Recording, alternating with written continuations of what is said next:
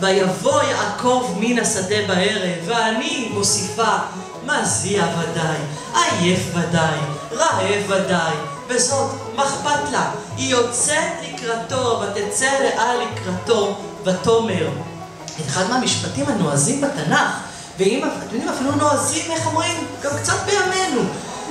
אליי תבוא, היא אומרת לו, כי שכור שכרתיך בדודאי בני. מותק, שילמתי עליך.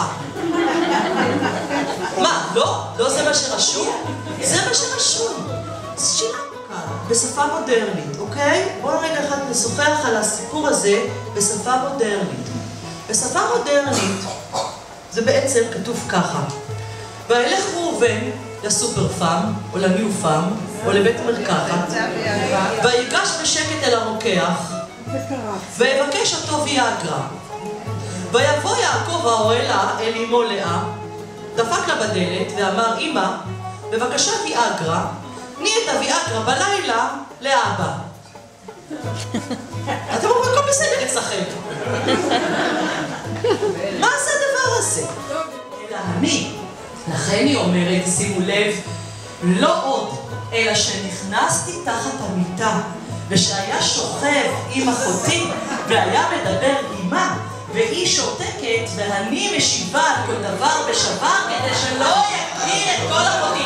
אז התמר שלישייה צדק. בכל מקרה, אני אמר לה בבוקר, כשהוא מגלה שזאת לאה, הוא אומר לה, רמאית בת הרמאי. תקשיבו למה שהוא אומר לה. לא בלילה קראתי לך רחל, ואת ענית לי? ואני שמעתי רחל. אומרת לו, לאה, מה אתה מבלבל את המוח? יש סופר שאין לו תלמידים? לא כך היה צווח לך אביך עשיו, ואתה ענית לו? מה שמנסים פה לומר זה בעצם, יש כאן מידה כנגד מידה. בדיוק מה שאתה עשית לאחיך, עושים כרגע לך.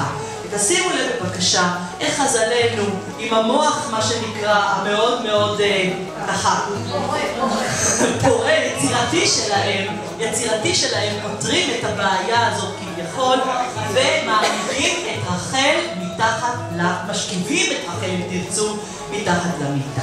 עדיין זה לא פותר לי בעיה אחרת.